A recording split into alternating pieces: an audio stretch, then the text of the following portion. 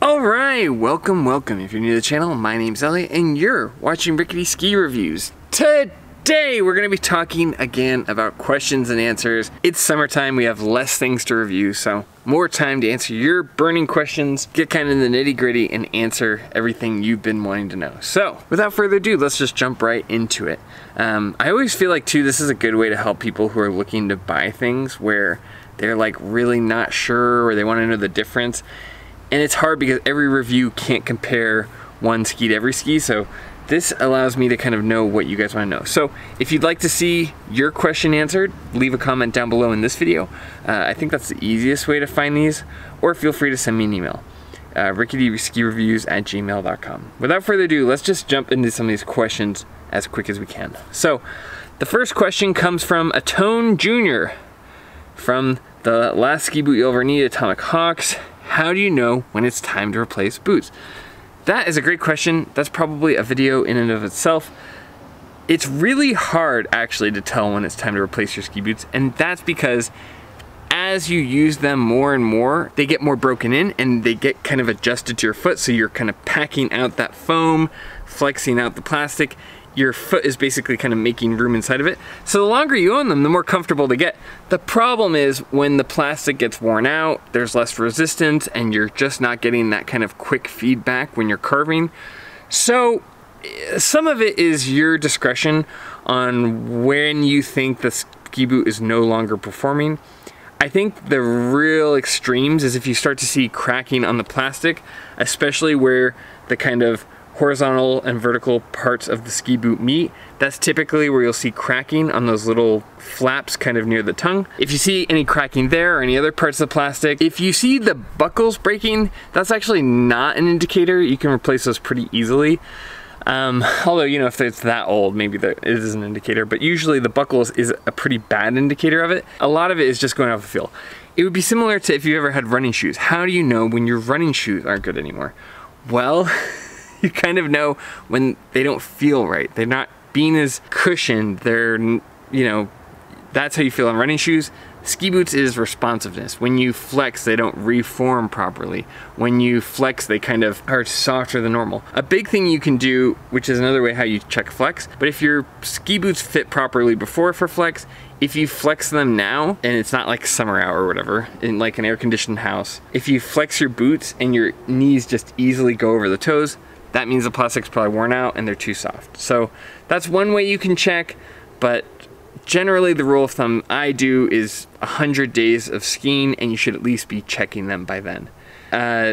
The way that I do that is whenever I go skiing, I have it on my watch, and then I can go through on the workout like calendar view and just count them up. So great question. There's no hard and fast answer, but I would say look for cracking in the plastic, look for the ski boots breaking down. Plastic, especially when it's exposed to a bunch of sunlight, typically only lasts 5 to 10 years anyway, and just look for the signs there. But the biggest one is you just gotta go off of feel. If you have good experience with skiing, you'll know what feels right and what doesn't. So if it starts to feel too soft and squishy, you need to start looking for new boots. It's also something that's really good to assess in the summer when ski boots are cheap. There's nothing worse than getting caught up in December or January and you need new ski boots and you're gonna have to pay full price. You can't ski without ski boots. Great question. Okay, next question comes from Anthony Alpha 4118, who always leaves some of the best comments on here. He commented on the video, if you're smart, you'll buy the ski Salomon QST 92. How do you like / compare the QST 92 to the Headcore 93? That's interesting that your local shop doesn't carry the Stance. I admit I see lots more of the QST than the Stance skiing Tahoe area. But we Stance guys swear by them. I really dug the 2022-2023 Core 93. Not sure which way I'll go next time around. Honestly, Core 93 and Stance 96 both handle ice admirably, in my opinion. Great question. So how do I like the QST 92 versus the Headcore 93? Well, first off, I'll say Stance, I would love to ski them. They don't carry them locally at the demo shop. Salomon like is dodging me like I'm the draft. I don't know. Until Salomon starts replying to some of my stuff, I'm not sure I'll be able to ever get on the Stance, which is crazy because I work with Atomic and like Salomon's probably just down the hall from them. I don't know. But Salomon, I would love to work with you guys, but until then I can only really review what I have access to. As far as the QST 92 versus the Headcore 93, those are very different skis. Those two skis are kind of approaching or being built from different directions. So in my opinion, the Headcore 93 is kind of a carving oriented ski that is being built out a little bit wider to have one, a nice shape for nice feeling turns, but also just for versatility and for what parts of the mountain the ski can access, especially in the western United States and places that get more snow. You can have a really responsive ski like the Headcore 88, but unfortunately that ski can kind of get locked up on things, or it's a little bit lighter. The Headcore 93 allows the core line to kind of have extra width, have a lot of versatility, but at its core, in my opinion, it's more of a carving ski, whereas the QST 92 is kind of that in reverse. It feels like more of an off-trail ski that was slimmed down to feel responsive and have good carving.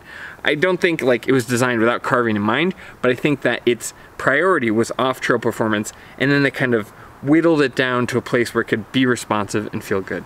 So very different skis, very different priorities in where they started with, but they both kind of worked towards being somewhat similar. I will say that I think if your priority is off trail, I stand by what I said about the QST 92. I would probably think of that ski first. It's a comfortable ski, but it's not like pinpoint accurate. It's kind of more surfy and floaty, but a comfortable width for a daily driver in that 92. And the Headcore 93 is kind of opposite. It's a very good carving ski that they kind of widened out slightly so it can have good versatility on where on the mountain it can go. Great question, Anthony. All right, Chosky says, in my ski boot video, why did you choose 120? Price, flex, I think you would be a 130 skier. That's a great question, and that's something Zach asked me. And when Zach asks you a question like that, it makes you question, because I think Zach just has a ton of knowledge when it comes to skiing. I don't know exactly. I went to the shop, I tried the 130, I tried the 120. The 120 just felt better. It felt like enough flex for me, enough responsiveness for me, but it felt more comfortable, and it felt like a ski boot that I could use throughout the day. You have to kind of measure that. I've spent my entire life in race boots, having race plug boots, which are extremely stiff, extremely responsive, just trying to get as much responsiveness as I can squeeze out of a boot. But when I'm skiing off trail and I'm skiing all day, I don't need to squeeze that much stiffness out of a boot. I just want overall comfort combined with a level of responsiveness and stiffness. I can't explain exactly why, but it just felt better. It felt smoother when I was kind of gradually pressuring my ski boot. I don't know, I really detached my ego from it, because my ego was like, 130, come on, you're a former ski racer, you're a big, strong dude. And the reality was, like, I just tried to listen to my feet, listen to my legs, and I was like, you know what, the 120 feels pretty good. And it felt good all year, so I don't know. I just go based off of feel and then build my logic around it afterwards. I was watching an interview with Tom Gelly and the Ski Talk guy, and they were talking about how a lot of people's ski boots are too stiff because they get their ego attached to it, so maybe it's something to do with that, but I just go with consistency and like almost like texture to the flex, if that makes any sense, like smoothness and gradualness without it like giving way. And what I do is when I look at it, I get in my squat and I flex down.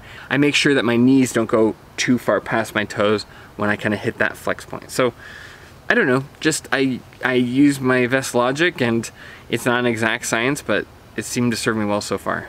All right, the next question comes from Delriv5238. He says, what do you think the best ski for the East Coast ice is? Thanks. That is not a lot of words and a very big question. Yeah, I don't know exactly how to answer that. That was for the QST 92 video. In my opinion, what's the best East Coast ice ski? There are so many variables that go into that. Like, are you going off trail? Are you staying on trail? Which part of the East Coast are you on? Like, skiing at Mount Snow versus Jay Peak are two very different experiences. Or, if you're gonna be hiking up to Tuckerman's Ravine, that's a whole nother bag of cats. I think that what I would say is, let me try to answer this the best I can. The best East Coast ski. I think the best East Coast ski is whatever feels best for you, like go and try stuff out and just go off of feel, because 99% of the time that's going to steer you in the best direction based on where you're at with your skiing, what features of a ski you prioritize. Let me answer it from my own perspective, because I can't really answer this. For me, when I was on the East Coast, the ski that I owned and the ski that I would want to own over there was the Stockli Stormrider 88. The Stockli is really good at being damp, and when you've grown up on the East Coast like me and you're just like on, you know, Willoughby Run and Burke, or you're running the dippers, you get a lot of chatter and different consistencies in snow, and so you feel a lot more vibration than you do in other parts of the US. So I would say that I would want to be on a Stockli, just because there is no ski that does a better job being damp without feeling like a kind of death, like you can't feel anything at all. So I would go Stockli Stormrider 88. I may still keep my Mavericks, just because I don't know, I love the Mavericks, but I think the Stormriders would do a little bit better there. You could also do like a Nordica Enforcer, although I like the 99, but that's a little wide there. I'm sure I'd also love a Volkl Kendo 88, and honestly a Black Crowes Octo. I just think that, like, depending on where you are on the mountain, if you want to do big open radiuses, stick with the Stormrider. If you want to do kind of quick carving turns, I just think the Octo is so good that it would allow me to still go off trail the few times I needed to, while also being really responsive. So that would be my top 3 choices. Probably the Stormrider first, and then the Kendo 88 and the Black Crowes Octo. I hope that answered your question. It's really hard to answer something like that, but, and also, like, where I'm from, the East Coast is very specific as well, up in northern Vermont. But thanks for asking, that was a good question. Okay, next up on my short, I had someone reach out on Instagram saying, this might be lack of knowledge, so I hope it comes across as helpful. Trading exposure for an artist's work is pretty insulting to the artist. In this case, Chris Bentchetler sells his tattoo designs for like $150 on his website. So I think this is a good opportunity to clarify my challenge to Atomic. I told Atomic if they send me a bent 120 and it gets an 8 out of 10 or higher, then I would get a tattoo from one of those Chris Bentchetler designs. To clarify, I don't want a free tattoo from Chris. I will pay the $150 for it. I'll also pay to have the tattoo artist put it on. I'll pay for that part. I'm not trying to like get money out of an individual artist or anything like that. I love Chris Bentchetler's art, so happy to support him in that way. This was more a challenge to Atomic. I've been really struggling with some of these companies to get skis in my hands that aren't at demo shops. So like, for instance, I can't get my hands on the Atomic Bent 120 because no demo shop carries it. It's a very specialized tool. A 120 is a really wide ski. I don't want to go out and buy that ski. I bought the QST 106 because that's something that I can use, but I don't want to like go and spend all that money on a bent 120 just for a ski that is like pretty niche for a certain amount of people. So I was just trying to spice up my outreach because I really have a hard time. I can't get on the Salomon Stance. I can't get on the Fischer Rangers anymore. I can't get on the Atomic Bent 120. And I know this is stuff that you guys want to see, so I was just trying to spice up my outreach. I in no way want to take money out of Chris Bentchetler's pockets. I think Atomic can definitely send me skis that would not be hard for them.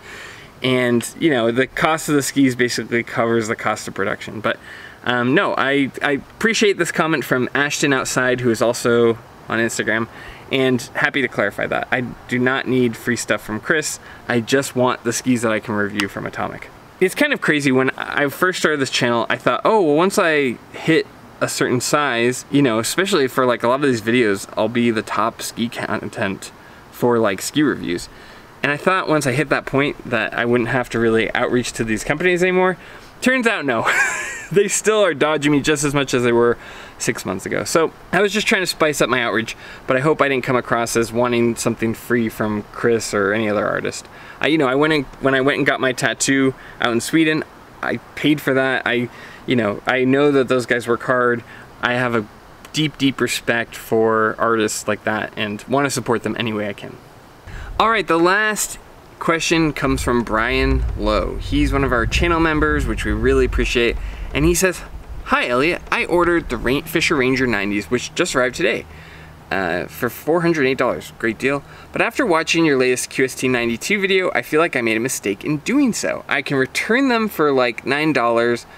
What are your thoughts? And then I also clarified like what he wants, things like that. But here's what I said. I like the Fischer Ranger 90s. This person in particular, let's see, what else did they say? This is somebody who's skiing the Midwest and wants to be able to go off trail. Okay.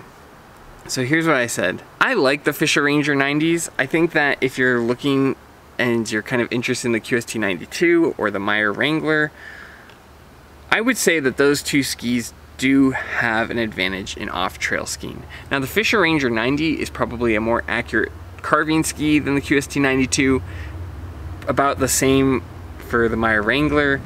And then I also think when you're looking at all of those skis, you just gotta pick what your priority is. If you're gonna go with a Fischer Ranger, you really want a ski that's more oriented toward carving, but can kind of go off the trail, but really has easy turn initiation. It doesn't take a lot of pressure for the ski to get on edge or kind of get its turn started.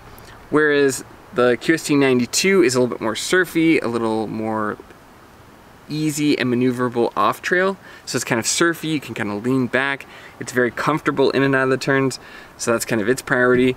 And then the Meier Wrangler is really, God, it's just like a, hey, it can carve really well. It can really float, just like the placement of the mounting point and the way that it surfs off trail. I think if you're going for the Meier Wrangler, then your priority is probably versatility. I want to have every part of the mountain that I can access. So just pick what your priority is. But I think if you really are wanting to start going off trail with your skiing, the QST 92 and the Meier Wrangler are great skis for that. So, I mean, you didn't do anything wrong ordering the Fischer Ranger 90s. They'll certainly go off trail for you. But that's just not their priority. It's not their primary function that they were designed for. They can do it, but just pick what you care the most about. But yeah, I don't know. I'm a big fan of the Meier Wrangler and the QST 92s, but you have to do what's best for you. Great question, Brian. Thank you so much for writing and for supporting the channel. All right, so that concludes questions and answers. Hopefully you found that helpful. A lot of clarifying on the QST 92s, a lot of talking about boots and boot flex. I think that maybe that would be a helpful video long-term, so I'll look into that. The boot thing is so hard to talk about because there are a lot of things where it comes into personal preference, but I hope that gave you some context and was helpful. More than anything, thank you for writing all these comments. If you'd like your comment or question to be featured in next week's video, please leave a comment in this video specifically or send me a direct email, ricketyskireviews@gmail.com. As always, thanks for being here. Thanks for watching. If you want to support the channel, I have links down below to all the skis I talked about today. You can also become a member, which helps prioritize your comments when you leave stuff like this. It's a few dollars a month. I try to keep it as low as YouTube will let me, just because I'm so grateful you guys support the channel, and I'm really not trying to get more money out of you. But as always, more than anything, just thanks for being here. Thanks for watching. And as always, I'll see you in the next one. See ya.